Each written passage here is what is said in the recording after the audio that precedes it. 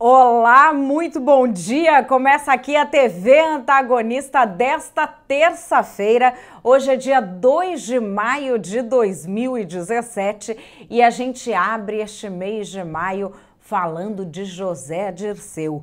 Será hoje o dia de José Dirceu no STF?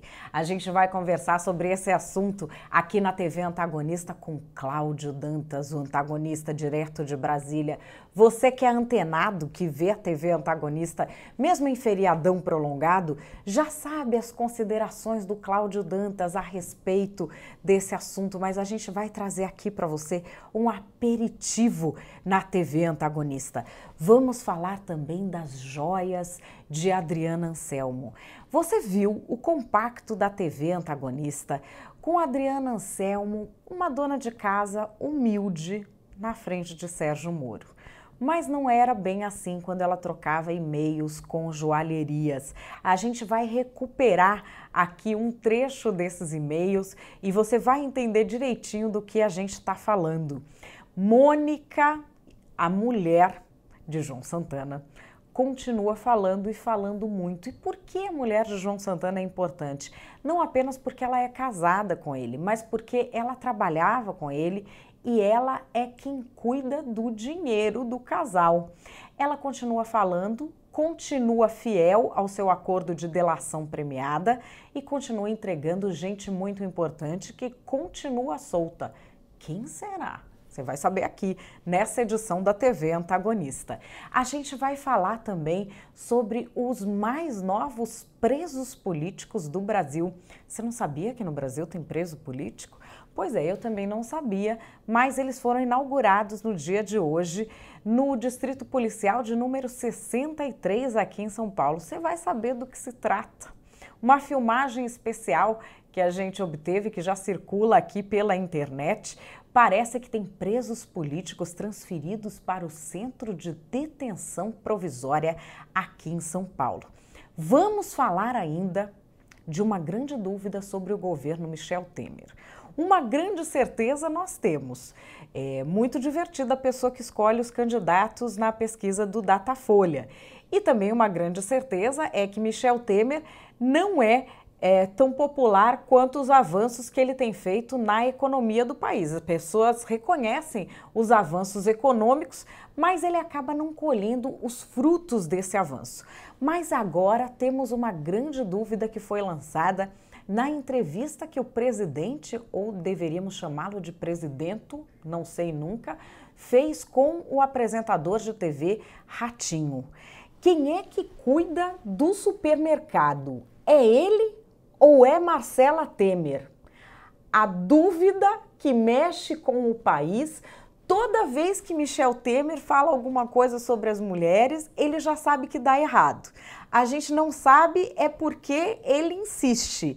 Mas, enfim, ele insiste, eu insisto também e você vai ver nessa edição da TV Antagonista. Tem muita coisa legal, já vai avisando os amigos, compartilhando o link, retuita, porque eu já tuitei ali na conta do Antagonista também. Se você ainda não está inscrito no nosso canal, ainda não está nessa multidão de antagonistas que está aí nos primeiros 3 meses, se junta, porque daqui a pouco você já vai querer dizer para todo mundo: eu tava lá desde o comecinho. Então, não perde essa. Se inscreve aqui no nosso canal, youtube.com/oantagonista. Para você que já está no YouTube, clica aqui do ladinho na exclamação do antagonista.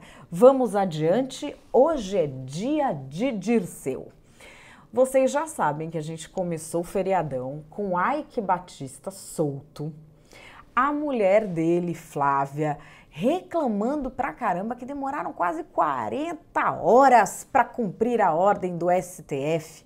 E o que está acontecendo com os presos ilustres da Lava Jato? Você que já viu o Momento Antagonista já acompanhou essa reflexão do antagonista Cláudio Dantas. Mas para você que estava aí com o pé para cima curtindo o feriadão, eu vou trazer um aperitivo aqui, porque vale muito a pena a gente fazer essa reflexão do antagonista Cláudio Dantas. A gente precisa pensar. O brasileiro é muito bom de iniciativa, muito fraco de terminativa.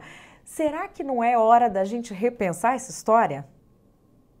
Ike Batista, que fez o que fez, né? Manipulou informações do mercado, enriqueceu às custas do dinheiro seu, né? Do BNDES, é seu, deu golpe em todo mundo, criou castelos de cartas, né? Ilusões, vendeu ilusões, o maior 171 da história, né? Tirando o Lula, é o segundo maior 171, no meio empresarial é o maior 171 da história, o Lula é o maior 171 no meio político. E isso também vai criar um clima muito favorável para o próprio Lula. Então, é isso que vai acontecer. Se vocês acham que estava tudo resolvido, né? Estava tudo resolvido, não está não.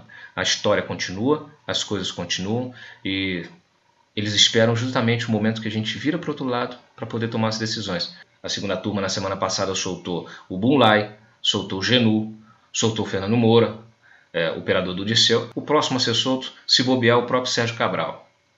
Tudo isso, gente, é um entendimento que está sendo consolidado.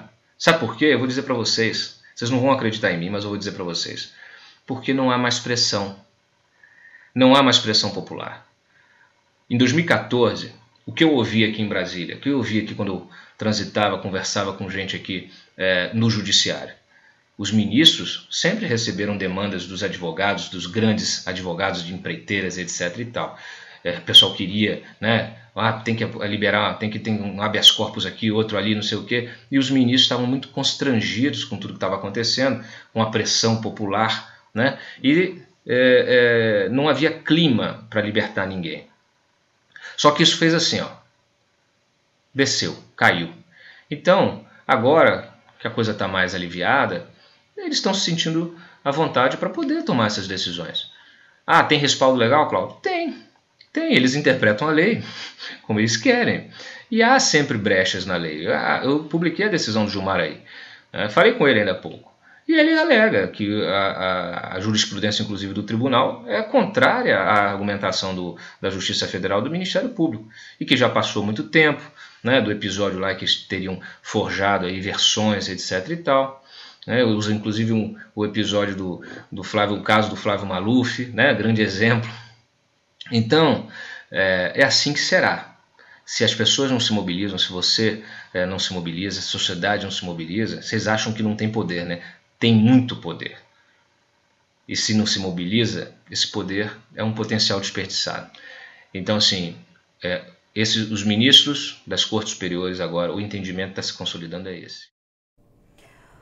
Bom, agora nós vamos esperar e vamos acompanhar e comentar com vocês na edição ao vivo das 5 horas da tarde o que será que deve acontecer com o José Dirceu, que é óbvio, como todas as pessoas que estão presas, o que ele mais quer é a liberdade. Os advogados dele estão fazendo ali, cumprindo o seu dever de tentar a liberdade do seu cliente. Vamos adiante, Dona Xepa. Dona Xepa era o apelido de Mônica Moura, a mulher de João Santana nas planilhas da Odebrecht. Ela continua falando loucamente. Gerson Camarote, da Globo, do G1, reproduziu 2 passagens do depoimento da mulher de João Santana ao TSE.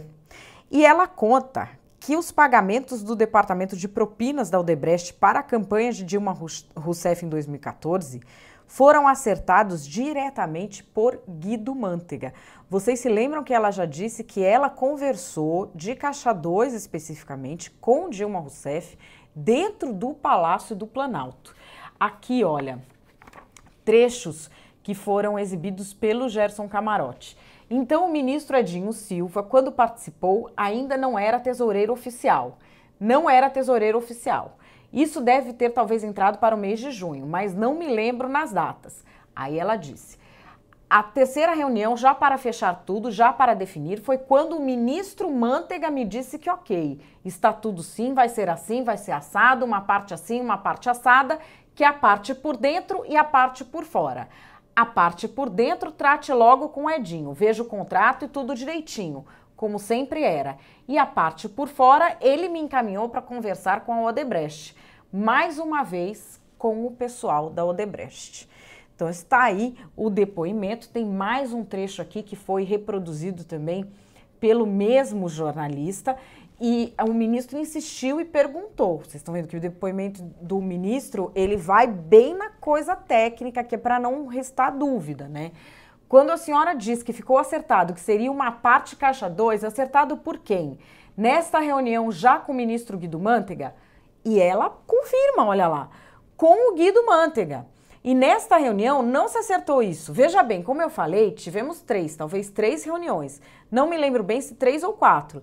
Nessa primeira foi o valor total. E aí teve a discussão do não, está caro, não pode ser assim, volta, marcamos um outro encontro. São depoimentos demolidores, esses depoimentos de Mônica Moura, que ela é importante nisso, não por ser mulher de João Santana, mas por ser a pessoa que tinha a chave do cofre do marqueteiro do PT. E aí vamos às joias. Tenho a mais absoluta certeza de que você que acredita no amor deve ter se comovido muito com o depoimento de Adriana Anselmo, mulher de Sérgio Cabral, a Sérgio Moro. Mas agora a gente tem aqui outras entrevistas e e-mails que talvez abalem um pouco esta versão. A versão que foi dada pelo casal Sérgio Cabral e Adriana Anselmo ao juiz Sérgio Moro é de que ele, Sérgio Cabral, era o responsável pelas finanças do casal. E que ela, Adriana Anselmo, apesar de ter sido procuradora da Assembleia Legislativa do Rio de Janeiro e de estar diante de um dos maiores escritórios de direito do país, na relação matrimonial, ela não cuidava das finanças. Essa foi a versão que eles deram ao juiz. Agora, a gente tem uma entrevista da secretária de Adriana Anselmo ao jornal O Globo. E ela diz: Michele era avisada com antecedência das visitas da pessoa que entregava o dinheiro pela secretária de Cabral, Sônia. Elas utilizavam um aplicativo e eram entregues mochilas de dinheiro com notas de 100 e de 50. E essas encomendas eram apelidadas de brigadeiro, bombom, sushi. E a gente tem aqui, para vocês verem, uma troca de e-mails de Adriana Anselmo falando com uma joalheria. O e-mail que a cliente Adriana Anselmo enviou, ela enviou de um BlackBerry, então tem erros de digitação, né?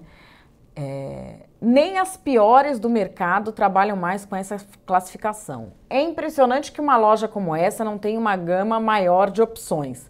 Ela está reclamando que uma loja que é uma das maiores do Brasil, que só tem joias caras, que não tem nada baratinho para comprar, não tem a gama de joias que ela deseja para escolher. Ele está reclamando da falta de variedades desta loja que vende até para atrizes de Hollywood.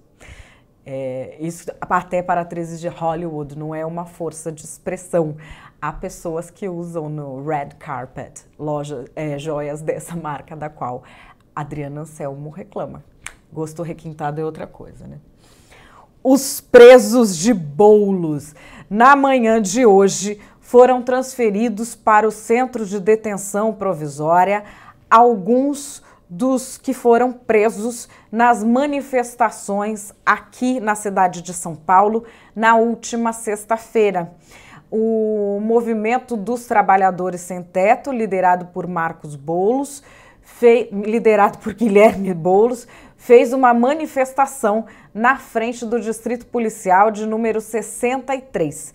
Eles alegam que as pessoas que estão lá são presos políticos e não presos por agressões e por depredar o patrimônio público, como dizem os registros policiais. Vamos dar uma olhada.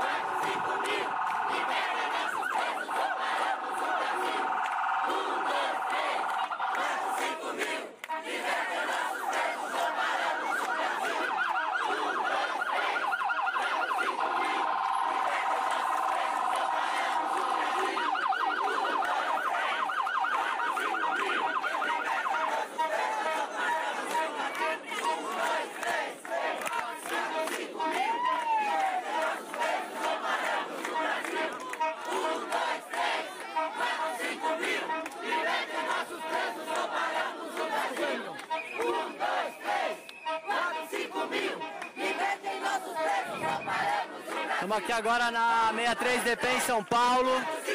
Nesse momento vão ser transferidos os presos políticos da greve geral, estão indo para o centro de detenção provisória, o que significa que eles podem ficar presos. Tô aqui. Tá aqui. Antes da gente começar aqui essa nossa assembleia, queria chamar os parceiros aliados do MTST que estão aqui para virem junto. Bom, todos nós aqui vimos, os companheiros Juraci, Luciano e Ricardo acabaram de ser transferidos, foram para o CDP da Vila Independência. Bom, o que Guilherme Boulos disse ali, basicamente, é que ele conversou com as pessoas que seriam transferidas para o centro de detenção provisória, que passou a eles que todos estavam recebendo o apoio de quem estava lá fora. As pessoas foram transferidas do mesmo jeito, porque essas pessoas que foram presas, elas foram presas por depredação, elas foram presas por agressões. Elas são aquelas pessoas que em alguns veículos de imprensa se costuma dizer que eram, como é que fala? Eram agitadores infiltrados na manifestação. Eu não sei se eu tenho pouca compreensão ou eu não entendo, porque quando uma manifestação depreda, é difícil entender, né, quem estava infiltrado na manifestação e por que o resto da manifestação não controlou. Era uma manifestação de crianças de 3 anos de idade. Eles não têm idade para manifestar, eles precisam de babá da manifestação.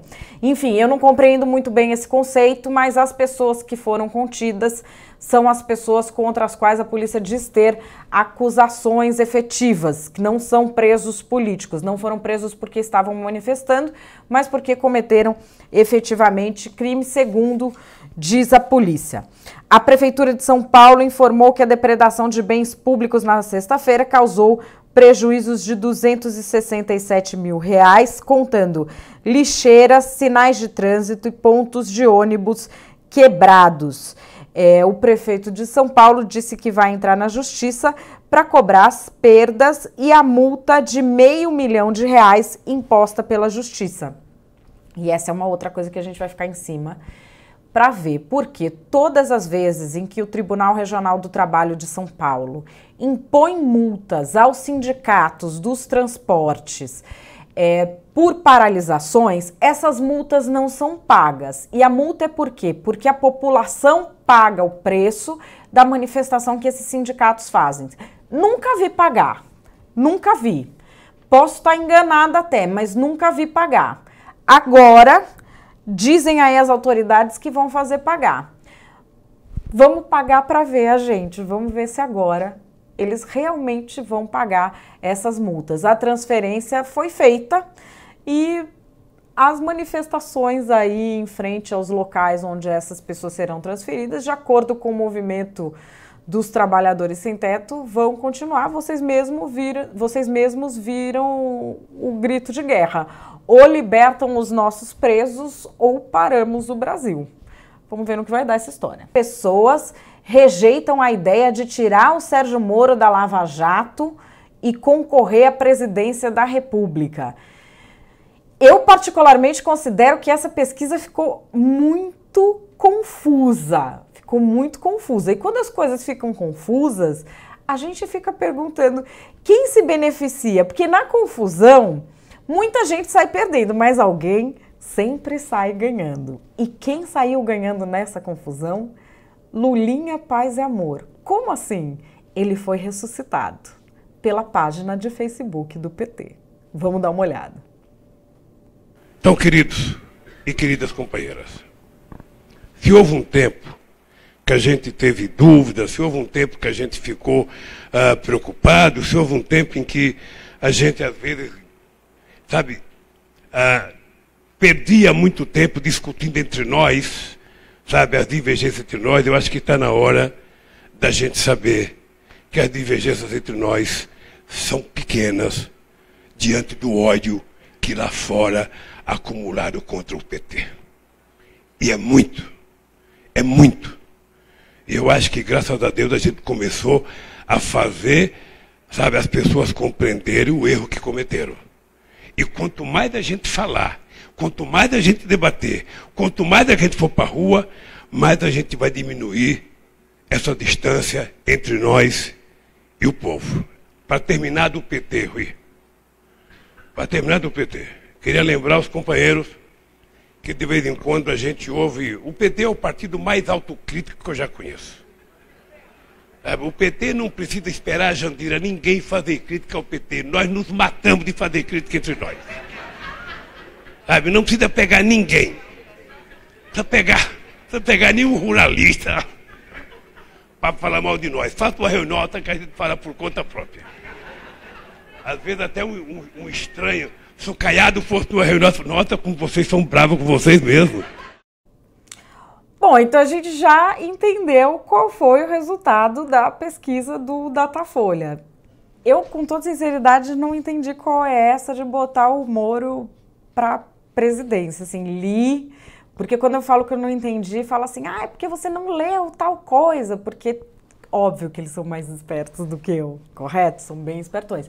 Mas assim, não entendi, mas estou vendo o resultado, porque a árvore a gente conhece pelos frutos. Mas enfim, agora está acontecendo uma coletiva da Operação Lava Jato, os procuradores da República, o procurador Deltan Dallagnol está falando. A gente tem... Está acabando a coletiva, na verdade. A gente tem aqui uma intenção de se denunciar pela Procuradoria-Geral da República um novo fato aí ligado à Lava Jato. A gente tem uma análise do jornalista Merval Pereira no Jornal Globo. Eu estou olhando aqui porque eu estou com um vídeo que está carregando, mas o meu vídeo parou de carregar. E diz Merval Pereira, na visão de muitos, Lula, caso não estivesse condenado em segunda instância, poderia se candidatar a deputado, senador ou governador em 2018, mas não a presidente da República. Mas o ministro Marco Aurélio Mello, do STF, sustenta que, mesmo sendo réu, o presidente Lula pode ser candidato à presidência, pois a eleição para o cargo de presidente suspenderia uma ação. Outros acreditam que apenas réus no Supremo não podem ser candidatos. Olha que coisa interessante. O artigo 86 da Constituição, no seu parágrafo 4º, diz o seguinte: o presidente da República, na vigência do seu mandato, não pode ser responsabilizado por atos estranhos ao exercício de suas funções. Isso se estenderia para quem se candidata ao mandato ou não? Será que Lula pode ou não pode ser candidato? Isso ainda vai render uma discussão que não acaba mais. E se houver uma ajuda extra de polêmicas inexistentes que passam a existir apenas porque foram lançadas na opinião pública? Quem sabe? Enfim, a gente só dar uma checada aqui com a produção se a gente tem acabou mesmo a entrevista coletiva à imprensa. A gente vai trazer então essa entrevista coletiva à imprensa dos procuradores da Lava Jato para vocês na edição das 5 horas da tarde da TV Antagonista. Nós vamos saber direitinho o que aconteceu, nós vamos trazer direitinho a fala. Mas nós já temos aqui uma nova denúncia do Ministério Público Federal que é contra José Dirceu. Segundo o MPF, José Dirceu era o padrinho político de Renato Duque na diretoria de serviços da Petrobras. Eu vou ler aqui para vocês o que diz o MPF. Ricardo Pessoa e Valmir Pinheiro, que eram executivos de uma empreiteira, UTC, sabiam que José Dirceu era o padrinho político responsável por indicar e manter Renato Duque como diretor de serviços da Petrobras. Nesse cargo de diretor de serviços, ele teria beneficiado a UTC Engenharia em alguns contratos. Desde 2007, Ricardo Pessoa e Valmir Pinheiro assentiam com os pedidos de Renato Duque e destinavam ao PT, por intermédio de João Vacari, o valor de cerca de 1% dos contratos da empreiteira com a Petrobras a título de propina. E diante disso, de da UTC ter sido beneficiada na Petrobras, pagando 1% a título de propina, a UTC firmou entre fevereiro de 2013 e outubro de 2014 aditivos contratuais fictícios com a empresa de José Dirceu para repassar mais de 1,5 milhão a José Dirceu em propinas. É essa acusação que faz o Ministério Público Federal nessa entrevista coletiva à imprensa que terminou agora. O vídeo com Deltan Dallagnol falando com tudo isso, a gente vai trazer para vocês na edição das 5 horas da tarde da TV Antagonista, já com todos os detalhes, comentário do Mário Sabino, comentário de todos os antagonistas. Bom, vou lembrar para vocês, tem o WhatsApp da TV Antagonista, 11-9445-0130, é o novo canal de comunicação que a gente tem com vocês, 11-9445-0130. Não adianta ligar porque a gente não dá conta de atender, mas para você mandar vídeos, áudios, informações, documentos, é por esse WhatsApp, é o novo canal de comunicação do Antagonista com vocês. 11-9445-0130. A gente vai terminando por aqui essa edição da TV Antagonista. Lembrando que a TV Antagonista tem o patrocínio da Empíricos, que é sócia do Antagonista. Nos últimos 12 meses, tem uma aplicação que é segura e rende muito mais do que a poupança. Todo mundo já sabe que aplicar na poupança, né, já é uma coisa meio do passado. Então, para você aprender a aplicar em outras coisas, ouvindo dica de quem é independente, www.antagonista.com/aplicação segura, sem o cedilha e sem o tio. Para você que tá aqui no YouTube, clica aqui, ó, nesse izinho aqui em cima, não no de baixo, é nesse daqui de cima. Você vai cair numa tela, que é essa tela aqui, ó. Você vai pôr nessa tela aqui o seu e-mail e aí você vai receber um relatório feito pelos analistas da Empíricos que vai ensinar para você uma aplicação segura que rendeu bem nos últimos 12 meses, vale muito mais a pena do que a poupança. www.antagonista.com/aplicação segura. Eu volto de novo ao vivo com o Mário Sabino às 5 da tarde. Não se esqueça de se inscrever no nosso canal. Vem muita novidade por aí e você vai querer dizer que você já estava aqui antes. youtube.com/o Antagonista. Inscreva-se até às 5. Tchau.